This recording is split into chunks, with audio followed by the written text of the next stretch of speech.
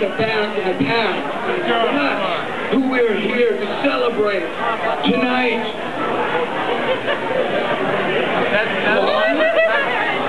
Why do we want to celebrate the back of the pack? Why? Two reasons.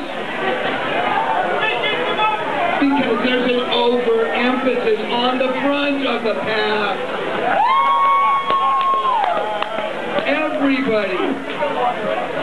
Everybody in the known world, everybody in Cambodia, everybody in Swaziland wants to know, how did Tinker do today? Tinker who?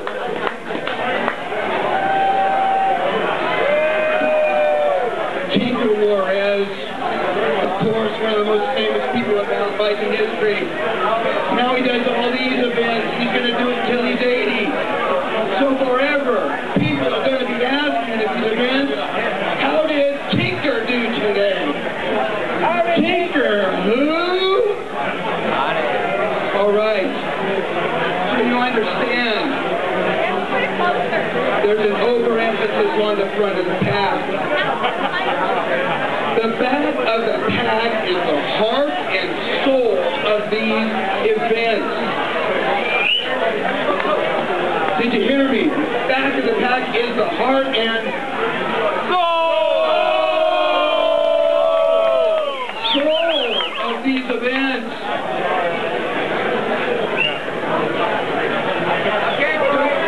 They don't get any recognition.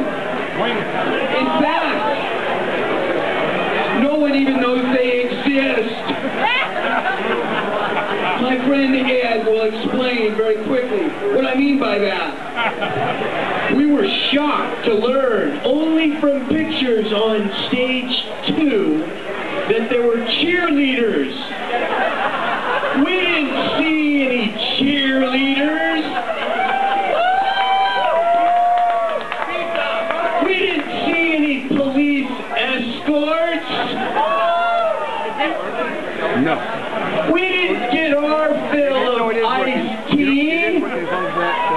We only had steak because there was no more chicken. 8 stations ran out of water and forced us to ride 22 more kilometers. They had no more chocolate Stinger bars. We didn't see any pizza.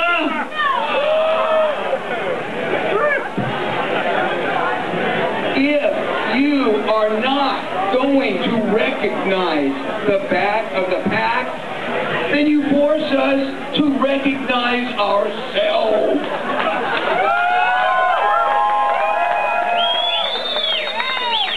But it is more than just the need for selfish affirmation. The world needs and should know that the back of the pack is the most interesting, well-rounded people at this event.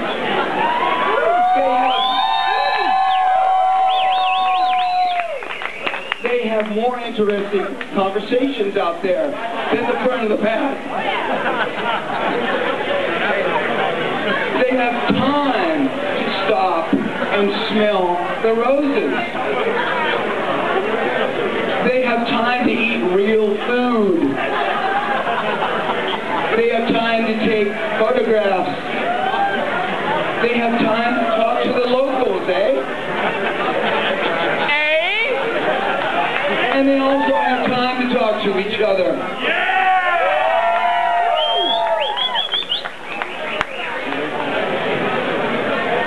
In fact, Ed, I believe you have a couple of examples of this. Well, on stage 6, Roy and I were shocked to learn when we woke up in the morning. A gentleman by the name of Paul, he's a local Seattle rider who lost his teammate, wanted to go slower. He wanted to go slower. We asked if he knew about the BPA. He said, I don't know about a BPA, but I know you guys go slower. We've got thousands and thousands of examples, but we're only here tonight. If you want more examples, you can check out Ed's blog at Blood, Mud, and Beer.blogspot.com.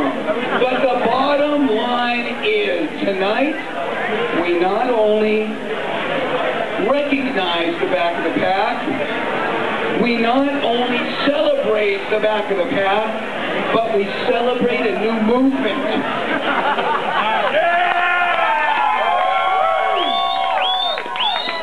Celebrate a new philosophy.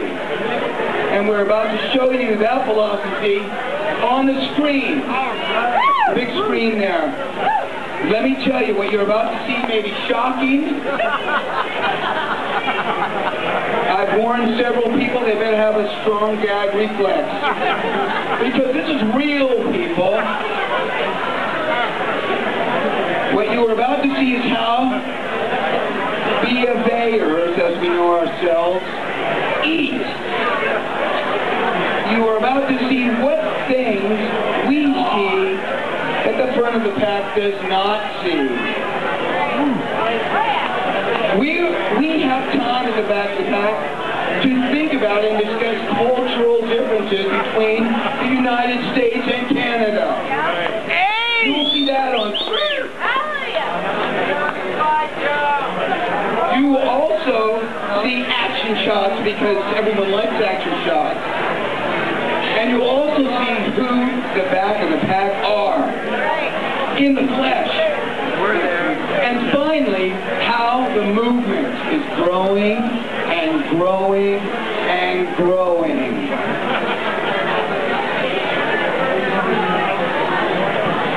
BC Race, La Ruta, Trans-Alp Challenge, Trans-Rockies Challenge, the Trans-Carpathian Challenge, Trans-Portugal, Trans-Andes.